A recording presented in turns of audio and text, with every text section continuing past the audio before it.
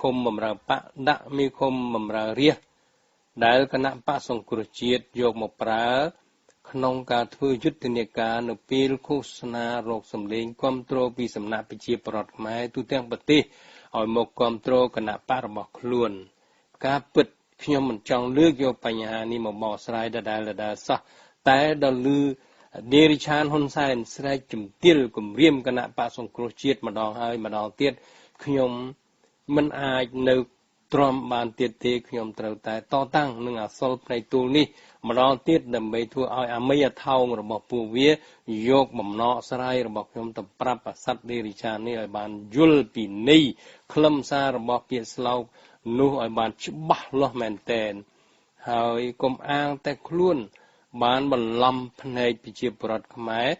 ដោយលួចស្លឹកឆ្នោតរាល់លើកហើយបានបន្លំធ្វើជានាយករដ្ឋមន្ត្រីคล้ายៗក៏តាំងតែយកនេតិនាយករដ្ឋមន្ត្រីសបនិមិត្តនេះមកគម្រាមនឹងវាយប្រហារលើគណៈបកដែលជាម្ចាស់អំណាចដែលបានតំណាងឆន្ទៈរបស់ប្រជាពលរដ្ឋខ្មែរភាគច្រើនទៅវិញនោះអ្នកឯងគួរណាស់តែមានធម៌ហេរិនិងឧត្តបៈគឺសេចក្តីខ្មាស់បាបនិងសេចក្តីខ្លះបាបក្នុងខ្លួនផងតែការពិតជាក់ស្ដែងដេរិឆានឯងមិនអាចកែខ្លួនបានទេនេះសមដូចលោកតំណាងរាស្ត្រនៅប្រទេសអូស្ត្រាលីលោកលឹមហុងឬក៏ហុងលឹមបានឧទ្ទិសនាមឯងថារបបដេរិឆានហ៊ុនសែននៅភ្នំពេញសប្តាហ៍ថ្ងៃនេះអីចឹងមែននេះឯងដើម្បីធ្វើឲ្យងាយយល់សូមបងប្អូនរួមជាតិពិចារណាលើពាក្យសម្ដីរបស់ដេរិឆាននេះម្ដងទៀតដែលគេបាននិយាយពេលថ្មីនេះនៅក្នុងភាពអវិជ្ជានិងភាពជាអ្នកអាងអំណាចដែលមិនសមមានឋានៈជានាយករដ្ឋមន្ត្រីនៃមេដាកម្ពុជានៃយើងតតែសោះព្រោះសត្វដេរិឆាននេះបានគំរាមទៅលើគណៈបកសង្គ្រោះជាតិដែលគ្រាន់តែគណៈបកនេះនាំគ្នារៀបចំនិងបានជ្រើសរើសយកពាក្យស្លោកថាដកមីឃុំបម្រើបកដាក់មីឃុំបម្រើរាស្ត្រដូច្នេះសូមបងប្អូនអញ្ជើញស្ដាប់សម្ដីអសរដ៏គ្រូតគ្រៀតដេរិឆាននេះមើលគេហើយស្អីអាហ្នឹងភាសាហ្នឹងភាសាវៃគេណាក៏មេឃុំដូរមេឃុំបម្រើបកដាក់មេឃុំបម្រើរាស្ត្រអាហ្នឹងអាមេឃុំបម្រើបកអាមេឃុំថ្ងៃមេឃុំតែមេឃុំសម្រាប់បកវិជនថ្ងៃចាប់ប្រងវៃទេឥឡូវទៅហើយមិនតាន់បានអីផងវាបកហេតុអញ្ចឹងណាបានវាមិនសឹកទេហើយទៅដល់គេញូទេបើត្រូវញូទៅញូហើយឥឡូវនេះសូមបងប្អូនពិចារណាទៅលើពាក្យស្លោកខាងលើរបស់គណៈបកសង្គ្រោះជាតិសារឡើងវិញឲ្យបានហ្មត់ចត់មើលតើមានពាក្យណាមួយដែលអាចចោទឬវិប្រហាប្រមាថគណៈបកប្រជាជនដែរឬទេ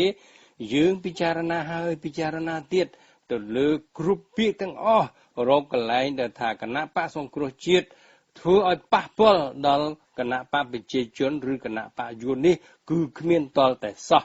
ពាក្យស្លោកនេះជាពាក្យខ្មែរសាមញ្ញបំផុតមានពាក្យបាលីពីរម៉ាត់ដែរគឺពាក្យបកនិងពាក្យរាស្ត្រតែពាក្យបាលីទាំងពីរម៉ាត់នេះកូនក្មេងក៏យល់ដែរព្រោះពាក្យនេះយើងប្រើរាល់តែថ្ងៃទៅហើយឬមួយពួកគណៈបកប្រជាជនឯង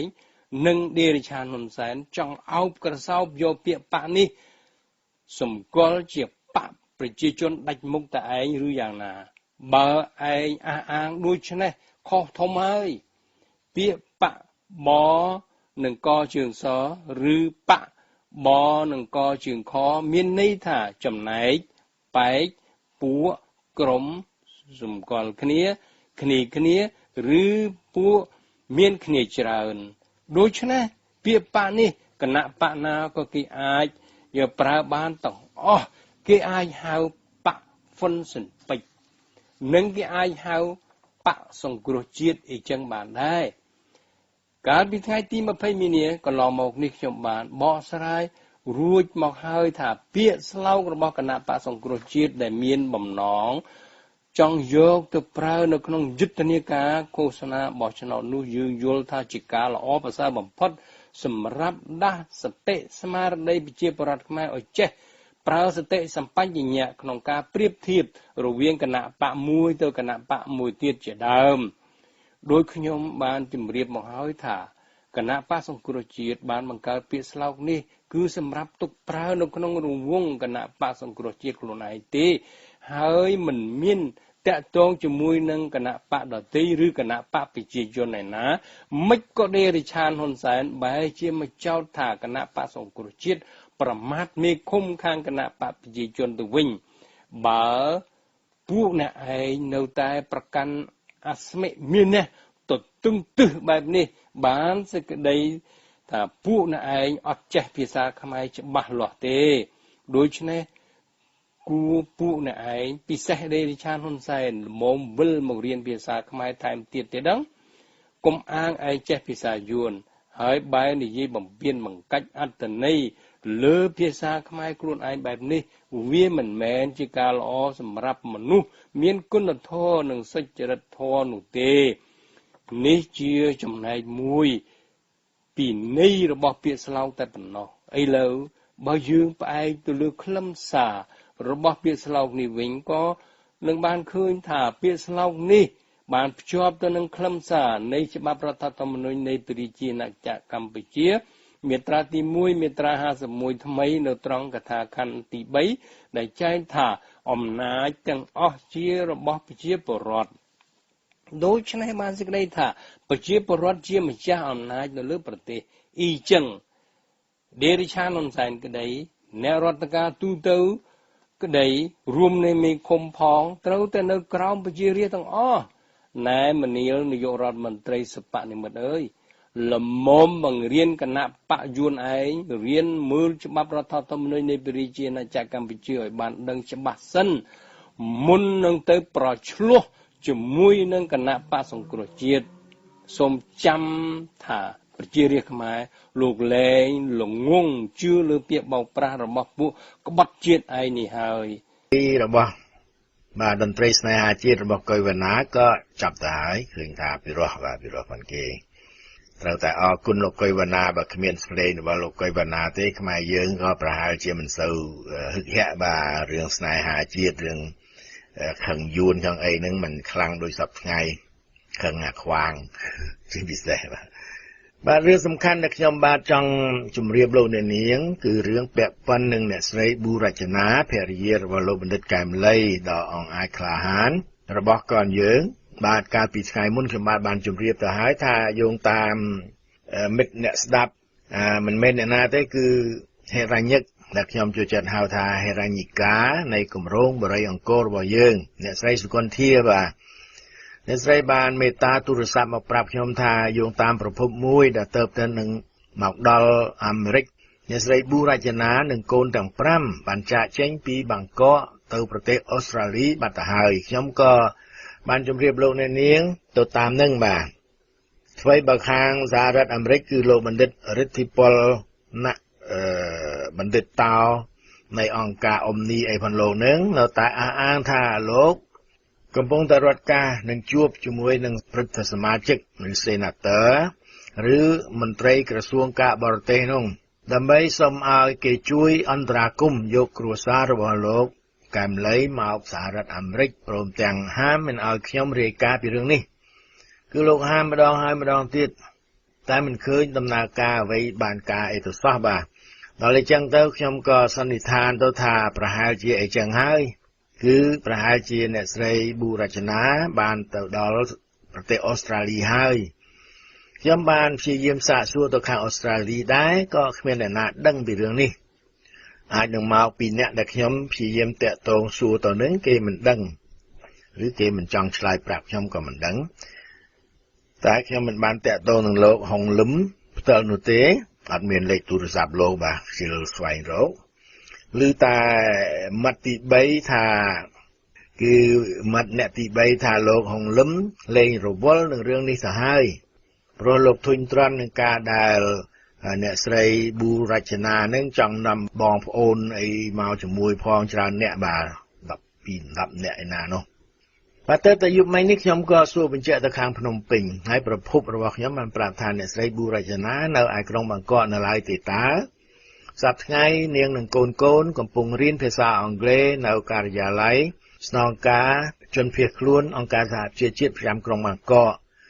យោងតាមអ្នកដែលស្និទ្ធនឹងអ្នកស្រីប៊ូរចនាគ្រួសារកំសត់នេះនឹងបានចេញដំណើរទៅអូស្ត្រាលីនៅក្នុងខែមេសានេះទោះជាយ៉ាងនេះក្តីក៏នៅមិនទាន់ប្រកាសថានឹងបាន 100% នៅឡើយទេគឺខណៈនេះភរិយានិងបុត្រាទាំង5របស់លោកកែមលីស្ថិតនៅស្រុកសៀមនៅឡើយហើយគេក៏ប្រាប់ទៀតថាលោកហុងលឹមនោះគឺជាអ្នករត់ការជាអ្នកធានាឲ្យគ្រួសារនេះបានទៅប្រទេសអូស្ត្រាលីបាទខាងមូលនិធិបណ្ឌិតកែមលីដែលលោកគឹមច័ន្ទវង្សដុតដៃដុតជើងបង្កើតនៅឯរដ្ឋ Washington បាទខ្ញុំមិនឃើញមានធ្វើសកម្មភាពអ្វីទេមិនដឹងជាបង្កើតមកដើម្បីអ្វីឡើយដំបូងថាបើសិនជាអ្នកស្រីប៊ូរចនានិងកូនមកអាមេរិកក៏នឹងអាចជួយឲ្យបានចូលរៀនសាកលវិទ្យាល័យអីហ្នឹងតែឥឡូវនេះយើងដឹងហើយថាគោលបំណងរបស់អ្នកស្រីប៊ូរចនាគឺប្រាថ្នាចង់ទៅនៅឯអូស្ត្រាលីអត់ចង់មកអាមេរិកទេចង់ទៅអូស្ត្រាលីតាំងតែពីនាំកូនគេចខ្លួនចេញពីស្រុកខ្មែរក្រោយស្វាមីត្រូវមនុស្សនរកប្រែតអសុរកាយវាបញ្ជាឲ្យសម្លាប់កាលពីខែកក្កដាឆ្នាំ2016កន្លងមកនេះបាទរឿងមួយទៀតដែលចង់ជម្រាបគឺបញ្ហាមូលនិធិកែមលីនៅប្រទេសកម្ពុជាមូលនិធិបានមានមនុស្សបង្កើតមូលនិធិកែមលីនឹងច្រើនកន្លែងណាស់បាទគឺនៅស្រុកខ្មែរមាន 2-3 ដែរដឹងមានមូលនិធិកែមលីមានមូលនិធិកែមលីដើម្បីសេរីភាពមានស្អីហ្នឹងបាទប៉ុន្តែមូលនិធិកែមលីដែលមានលោកមានច្រើនអ្នកបាទមានបុត្របន្ទែងមានតេគុណបុត្របន្ទែងមានស្អីនៅក្នុងនោះខណៈនេះកំពុងមានបញ្ហាចម្រូងចម្រាសបាទព្រោះមានការទាមទារឲ្យបង្ហាញតម្លាភាពអីហ្នឹងមូលនិធិបណ្ឌិតកែមលីមានចំណូលចំណាយប៉ុន្មានគេចង់ឲ្យជម្រាបទៅសាធារណជនឲ្យបានដឹងនិយាយមែនទេមូលនិធិបណ្ឌិតកែមលីដែលបង្កើតនៅអាមេរិកនេះវាយ៉ាងណាខ្លះមានចំណូលចំណាយប៉ុន្មានយើងអត់ដឹងទេបាទទោះជាខ្ញុំដែលជាអ្នកត្រូវគេអូសឲ្យចូលទៅរួមបង្កើតដែរហ្នឹងក៏អត់បានដឹងអ្វីដែរព្រោះពុំមានសេចក្តីរាយការណ៍យ៉ាងណាមកឲ្យបានដឹងផងទេខ្ញុំគិតថាមិនមែនជាបញ្ហាធ្ងន់ធ្ងរព្រោះតាមសង្កេតមើលមិនសូវមានសមាជិករបស់មូលនិធិនេះប៉ុន្មានឡើយប្រាក់អាចនឹងមានបន្តិចបន្តួចបាទខ្ញុំក៏បានស្នើទៅហើយលើកមុនថាយ៉ាងណាយ៉ាងណីផ្ញើទៅជួយម្ដាយលោកកែមលីនៅស្រុកខ្មែរទៅឲ្យចប់រឿងហើយបិទឈ្មោះបិទមូលនិធិនឹងទៅព្រោះអ្នកស្រីប៊ូរចនានិងកូននឹងមិនមកសហរដ្ឋអាមេរិកទេគេថាអញ្ចឹងតែមូលនិធិកែមលីនៅស្រុកខ្មែរបាទនៅកម្ពុជា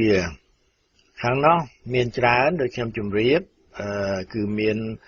មូលនិធិកែមលីដែលមានអ្នកវិភាគវ័យក្មេងហងវិទូលោកមាសនីដៃគុណបុត្របន្ទែងស្អីហ្នឹងប្រហែលអង្គប្រហែលអ្នកនោះជាអ្នកចាត់ការមូលនិធិនេះដូចជាធំដុំមានចំណូលច្រើនទាំងចំណូលពីបងប្អូនខ្មែរដែលស្រឡាញ់លោកកែមលីនៅស្រុកខ្មែរទាំងបងប្អូននៅឯនាយសមុទ្របាទខណៈនេះមូលនិធិកែមលីដែលមានមេប្រមាណអ្នកនោះហាក់ដូចជាចម្រូងចម្រាសបន្តិចមានរឿងចង់ដឹងពីតម្លាភាពហើយនឹងការលូកដៃចូលរបស់គណៈបកកណ្ដាលអំណាចអ្នកសង្កេតការណ៍ម្នាក់នៅភ្នំពេញបានប្រាប់ខ្ញុំថាប្រាក់ដែលខ្មែរនៅបរទេសគិតថានឹងសន្សំដាក់ក្នុងមូលនិធិនេះគួរតែពិចារណាឡើងវិញសិនកុំអាលគេថាអញ្ចឹងព្រោះនៅមិនទាន់មានតម្លាភាពក្នុងរយៈអន្តរកាលនេះនៅឡើយទេម្យ៉ាងទៀតវាជាល្បិចរបស់គណៈបកប្រជាជនកម្ពុជាដែលយួនបង្កើតនឹងផងដែរព្រោះគណៈបកនេះរួមផ្សំនឹងក្រុមដែលបង្កើតគណនីធនាគារប្រាថ្នាចង់បានប្រយោជន៍ផ្ទាល់ខ្លួនបាទនេះត្រូវប្រយ័ត្នរឿងនេះអាចជាសំណាញ់ច្បាប់របស់គណៈបកប្រជាជន ដែលនឹងធ្វើឲ្យក្រុមស្ថាប័ននិងអង្គការក្រៅរដ្ឋាភិបាលរលំរលាយនៅមុនដល់ឆ្នាំ 2018 ទៅទៀតបាទប្រភពបានអះអាងផងដែរថាប្រាក់ដែលមូលនិធិបានទទួលពីបរទេសប្រមាណជា 60% គឺជាប្រាក់ដែល CPP បានបញ្ជូនទៅក្រៅប្រទេសដើម្បីឲ្យពួកគេដែលពួកសេនានាគពួកស្អីហ្នឹងនៅតាមក្រុងផ្សេងៗនៅជាពិសេសនៅអាមេរិកហ្នឹងផ្ដល់មកឲ្យមូលនិធិនេះគេថាអញ្ចឹងបាទវាជាកលល្បិចរបស់ពួកកន្ទោបយួនអោមយិនទៀងនៃអង្គភាពអាគុយគឺអង្គភាពប្រឆាំងអំពើពុករលួយហ្នឹងធ្លាប់បានប្រកាសថាវានឹងត្រួតពិនិត្យលុយកខ្វក់ដែលកំពុងតែចរាចរណ៍នៅតាមធនាគារនានាដែលផ្ញើពីក្រៅប្រទេសទៅស្រុកខ្មែរនោះហើយក្រសួងមហាផ្ទៃរបស់សម្ដេចមុខស្អុយសខេងហ្នឹងក៏បានបណ្ដោះបណ្ដាលមនុស្សពិសេសរបស់វាចំនួន20នាក់ដើម្បីទុកឲ្យបញ្ជ្រាបខ្លួនចូលទៅតាមស្ថាប័នដែលវាចង់សម្លាប់ព្រោះថាសប្តាហ៍ថ្ងៃនេះល្បិចពួកកន្ទោបតាមរយៈកញ្ជះរបស់វាគឺព្យាយាមមិនសម្លាប់មនុស្សដោយចុងកណ្ដុងទៀតទេព្រោះវាទៅតែនឹងសម្លាប់លោកកែមលីទៅហើយមានប្រតិកម្មពីអន្តរជាតិពីខ្មែរពីអីហ្នឹងខ្លាំងខ្លាណាស់ដូច្នេះពួកវាប្រើល្បិចបញ្ចប់អនាគតមនុស្សដែលប្រឆាំងនឹងពួកវាតាមរយៈផ្លូវច្បាប់គឺចាប់ដាក់គុកវិញបាទយើងឃើញហើយចាប់ដាក់គុកច្រើនអ្នកដែរទាំងរឿងមិនគួរចាប់ក៏វាចាប់ហើយនឹងតាមរយៈរឿងអាស្រូវគឺបង្កើតរឿងបង្ខូចឈ្មោះឲ្យមនុស្សគេអស់ជំនឿបាទដូច្នេះត្រូវប្រយ័ត្ន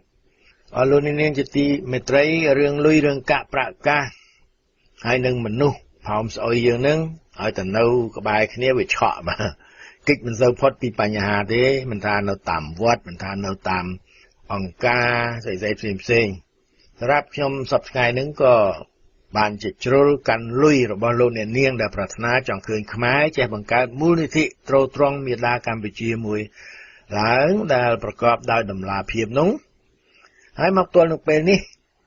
ខ្ញុំក៏នៅមិនទាន់បានធ្វើឲ្យមូលនិធិនេះចេញជារូបរាងច្បាស់លាស់នៅឡើយតម្លាភាពអីក៏គ្មានព្រោះលុយទាំងអស់វានៅក្នុងបញ្ជីផ្ទាល់ខ្លួនរបស់ខ្ញុំលួចយកទៅប្រើក៏បានឬស្អីក៏បានហើយក៏នៅមិនទាន់អាចធ្វើឲ្យលុយដែលមាននោះវារីកដុះដាលឲ្យអាចយកទៅប្រើប្រាស់ទ្រទ្រង់កម្ពុជាដោយដែលយើងចង់ធ្វើនោះបាននៅឡើយទេក៏ប៉ុន្តែលោកអ្នកនាងមួយចំនួនក៏នៅតែទុកចិត្តខ្ញុំបាទប្រកាសហើយ$200ឬ$1000ដែលលោកអ្នកនាងផ្ញើមកអាចនឹងមិនច្រើនរហូតដល់ធ្វើឲ្យខ្សែធន់បើសិនជាខ្ញុំលួចយកទៅប្រើប្រាស់អស់ទៅនោះតែក៏ចាត់ទុកថាច្រើនបង្គួរសម្រាប់លោកអ្នកនាងទូទៅបាទរឿងអីមកឲ្យលុយទៅមនុស្សឈួតម្នាក់វាកាន់តែបងប្អូនគាត់យើងក៏នៅតែជឿទុកចិត្តខ្ញុំហើយផ្ញើមកឲ្យខ្ញុំក្នុងនាមរបស់ខ្ញុំបានសេចក្តីថាលោកអ្នកនាងទុកចិត្តខ្ញុំខ្លាំងណាស់ដូច្នេះខ្ញុំចាត់ទុកថានេះគឺជាកិត្តិយសខ្ពង់ខ្ពស់បំផុតខ្ញុំនឹងមិនធ្វើឲ្យលោកអ្នកនាងខកចិត្តឡើយលេងតែផ្ទះបាញ់ស្លាប់ទៅមិនដឹងធ្វើម៉េចណាលុយចូលមាត់ស្អីគេថាម៉េចអំពៅចូលមាត់ដំរីដែរខ្ញុំនឹងព្យាយាមបាទខ្ញុំនឹងព្យាយាមធ្វើអ្វីៗឲ្យស្របច្បាប់ហើយប្រកបដោយតម្លាភាពជាទីបំផុតមកទល់នឹងពេលនេះខ្ញុំមានតែពាក្យសម្ដីពាក្យសន្យាចេញពីមាត់តែប៉ុណ្ណោះតែខ្ញុំនឹងមិនក្បត់សម្ដីមិនក្បត់ពាក្យសន្យារបស់ខ្ញុំមានរឿងដែលខ្ញុំបន្តខ្លួនឯងច្រើនរឿងណាកន្លងមកប្រហែលឆ្នាំនេះដូចជារឿងគម្រោងបរិយអង្គរជាដើមខ្ញុំបានប្រាប់មិត្តភ័ក្តិថានឹងមិននិយាយអ្វីមិនល្អពាក់ព័ន្ធនឹងគម្រោងនេះព្រោះយើងខ្លាចថាតិចឆ្លោះគ្នាតែព្រោះវាអត់មានឆ្លោះគ្នាអីទេក្នុងនោះតែក៏មានសមាជិកមួយចំនួនបាទមានមួយចំនួនទាំងនៅអាមេរិកទាំងនៅអឺរ៉ុបលោកចង់ដឹងថាគម្រោងនេះវាយ៉ាងណាទៅហើយមិនក៏ស្ងាត់ជ្រាបអីចឹងខ្ញុំសួរលោកប្រធានថាមិនក៏មិនស្ដាប់រ៉ាឌីយ៉ូបាទឲ្យស្ដាប់រ៉ាឌីយ៉ូរបស់សហគមន៍បរិយអង្គរលោករាយការណ៍នៅក្នុងនោះតែគេនៅតែសួរថាម្លេចបានជាខ្ញុំមិនសូវលើកយករឿងនេះមកនិយាយពាក្យសន្យាផ្សេងដែលខ្ញុំបានធ្វើម្លេចក៏មិនឃើញចេញមកជារូបជារាងតែចំណូលចំណាយរបស់សហគមន៍នឹងយ៉ាងណា ម្លេចក៏គ្មានអ្នកណារាយការណ៍ឲ្យឃើញច្បាស់លាស់វត្តភ្នំហើយថាចែកដីឲ្យសមាជិកម្លេចក៏ស្ងាត់ជ្រាបទៅអញ្ចឹងបាទមានសមាជិកខ្លះបានបន្ទោសខ្ញុំថាដែលលោកអ្នកខំចូលជាសមាជិកបរិយាអង្គរខ្លះពីហ៊ុនខ្លះច្រើនជាងនោះ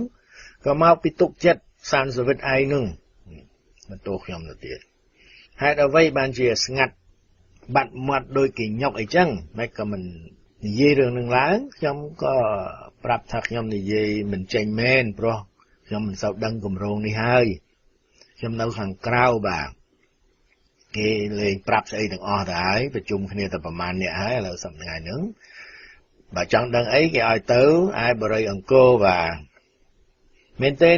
គម្រោងបរិយាអង្គរអត់បានបាត់ទៅណាទេអ្វីបើមានសកម្មភាពទៅមុខ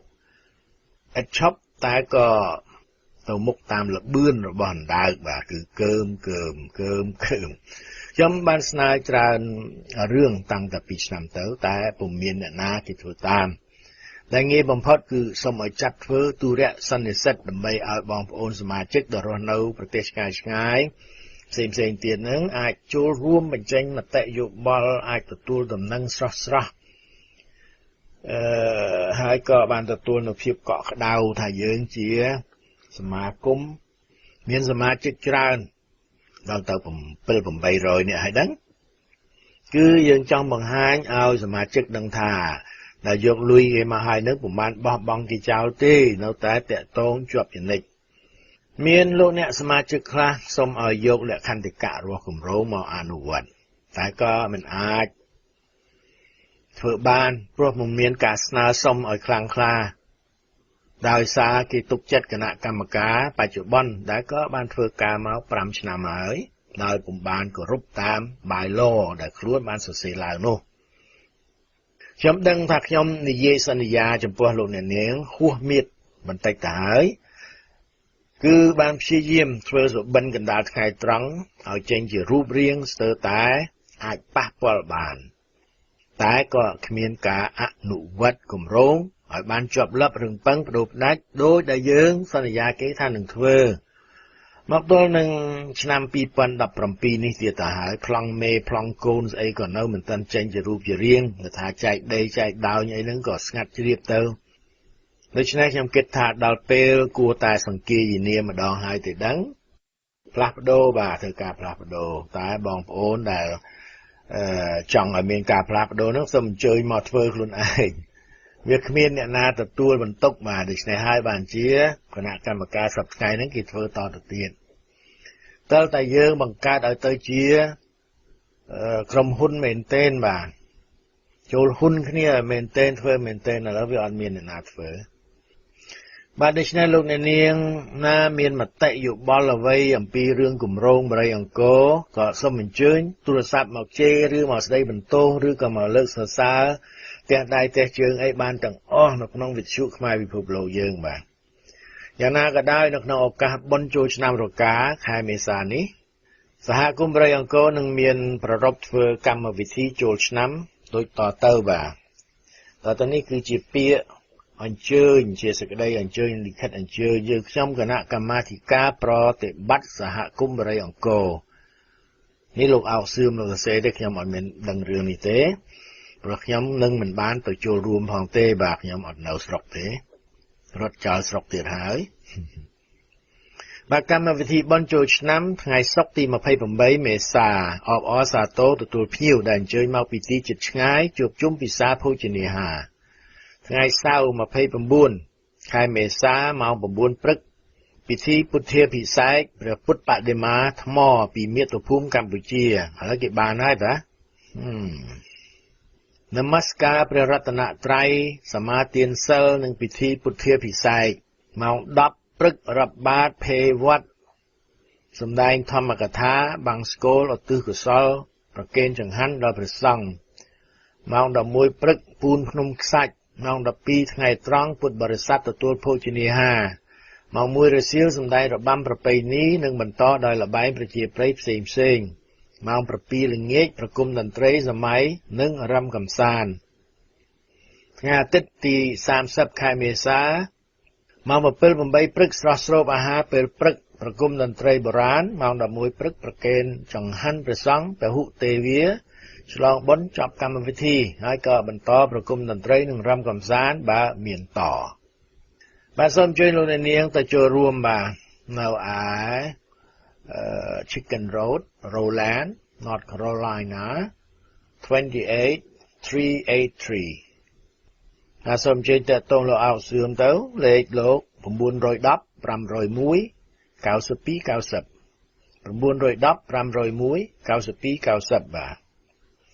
អរលោកនាងជាទីមេត្រីចូលឆ្នាំរកានុបស័កថ្ងៃ14 15 16មេសារួចហើយមួយថ្ងៃក្រោយមកគឺមួយថ្ងៃក្រោយចូលឆ្នាំហ្នឹងថ្ងៃច័ន្ទទី17មេសាក៏នឹងជាខួបឆ្នាំទី42នៃថ្ងៃមហាសោកនាដកម្មដែលពួកខ្មែរក្រហមថាជាថ្ងៃមហាលោតផ្លោះមហាអស្ចារ្យនៃក្រុមមនុស្សមហាចង្រៃរំរុកព្រោះពួកអាខ្មែរក្រហមវាចាញ់បោកចិននឹងយួនដែលមានស្ដេចកំប៉ោងនរោត្តមសីហនុជារបាំងមុខបាទលោកនាងសង្កេតមើលថាសត្រូវរបស់ខ្មែរវាឆ្លាតឬវាឆោតវាបានប្រើស្ដេចសីហនុដែលខ្មែរយើងខំស្រឡាញ់គោរពបូជាដោយអាទិទេពហើយនឹងពួកខ្មែរក្រហមទាំងខ្មែរក្រហមពិតទាំងខ្មែរក្រហមคล้ายហើយនៅពីមុខពួកវាហើយពួកវានៅពីក្រោយខ្នងបញ្ជាឲ្យសម្លាប់ខ្មែរយ៉ាងរង្គាលយើងសម្លាប់ដោយមិនដឹងខ្លួនបាទនាំគ្នាសម្លាប់យ៉ាងពុលឈាមតែម្ដងនឹងមហាលោតផ្លោះមហាអស្ចារ្យមិនឲ្យជេរពួកអាខ្មែរក្រហមចង្កួតអស់នឹងមិនបានបើវាចាញ់បោកគេសម្លាប់ខ្មែរសម្លាប់មេដាកម្ពុជាខ្លួនឯងហើយមកសម័យសពថ្ងៃនេះទៀតក៏ដូចគ្នាដែរយួនវាប្រើពួកអាយ៉ងវាពួកអាខ្មែរបេសាចក្នុងគណៈបកប្រជាជនឲ្យធ្វើជារបាំងមុខឲ្យពួកវាឲ្យបំរើនយោបាយលេបប្របាក់កម្ពុជារបស់អាបេសាចងៀងអៃកុកឬក៏ហូជីមិញរឿងនេះយើងដឹងទាំងអស់គ្នាបាទប៉ុន្តែយើងធ្វើល្មីឥឡូវវាលេងតែស្នៀតហ្នឹងគឺវាបញ្ឆោតខ្មែរយើងដោយយកខ្មែរមកបាំងពីមុខសម័យខ្មែរក្រហមនយោសីហនុវាយកខ្មែរក្រហមមានប៉ុលពតអៀងសេរីសត្វខ្មែរតែមែនទែនពួកអស់ហ្នឹងធ្វើការឲ្យចិនឲ្យយួនបាទអាអ្នកងាប់គឺអ្នកស្រុកខ្មែរមកសពថ្ងៃហ្នឹងទៀតដូចគ្នាពួកអាកន្តោបវាប្រើអាខ្វាងពួកអាហ៊ុនសែនអាចង្រៃរំលុកទាំងអស់ហ្នឹងអាខ្មែរនរកខ្មែរបេសាចឲ្យធ្វើការឲ្យពួកវាហើយយើងបាននៅកម្ពុជាដូចដែលយើងបានសពថ្ងៃហ្នឹងរត់ចោលស្រុកលបើកមេឃសបាយទៅសូមអញ្ជើញសបាយតទៅទៀតទៅវិនិច្ឆ័យហិនហើចក្នុងពេលឆាប់នេះមិនដឹងខ្លួនបាទនៅទីក្រុងឡងប៊ីចសហគមន៍ខ្មែរនៅកាលីហ្វ័រញ៉ាហ្នឹងដែលមានឈ្មោះជាផ្លូវការថាគណៈកម្មការរំលឹកព្រឹត្តិការណ៍ប្រវត្តិសាស្ត្រនៃរបបកំណាចគឺរបបវាលពិឃាតនិងប្រារព្ធធ្វើពិធីបុណ្យរំលឹកថ្ងៃ17មេសាដ៏សាហាវនេះនៅឧទ្យាន Killing Field លើវិថី Anaheim បាទសាលាក្រុងឡងប៊ីគេបានអនុញ្ញាតឲ្យសហគមន៍ខ្មែរអាចប្រើប្រាស់ឧទ្យាននោះសម្រាប់រំលឹកថ្ងៃសោកនាដកម្មរបស់យើងបាទដូច្នេះអ្នកគ្រូសូផានីបៃដែលជាសាក្សីរស់មួយរូបបាទមួយរូបទៀតក្នុងចំណោមសាក្សីរស់ជាច្រើននៃរបបប្រល័យពូជសាសន៍ដែលយួននិងចិនជាអ្នកជំរុញឲ្យបង្កើតនឹងអ្នកគ្រូនឹងថ្លែងជម្រាបអញ្ជើញលោកអ្នកនាងបងប្អូនខ្មែរក្មេងចាស់ប្រុសស្រីនៅ Long Beach នៅម្ដុំខាងហ្នឹង LA នៅស្អីហ្នឹងបាទ San Diego San Bernardino ស្អីខ្លះខ្ញុំក៏មិនសូវជាស្គាល់ទេសូមអញ្ជើញបាទសូមអញ្ជើញទៅចូលរួមឲ្យបានច្រើនកុះកក្នុងឱកាសនេះបាទអ្នកគ្រូនឹងអញ្ជើញលោកអ្នកនាងដោយផ្ទាល់ម្ដងទៀតបាទនៅប្រហែលថ្ងៃទៀតដែរបាទ2សប្តាហ៍អរលោកអ្នកនាងជាទីមេត្រីពីនេះពីនោះថ្ងៃនេះយឺតយ៉ាវខ្លាំងណាស់ខ្ញុំសូមអភ័យទោសចុះចាស់ហើយខ្ញុំធ្វើការអីក៏វាយឺតកើមមិនខុសពីគម្រោងបរិយអង្គររបស់យើងនោះទេបាទនេះខ្ញុំសូមបញ្ចប់តែត្រឹមនេះចុះជម្រាបលា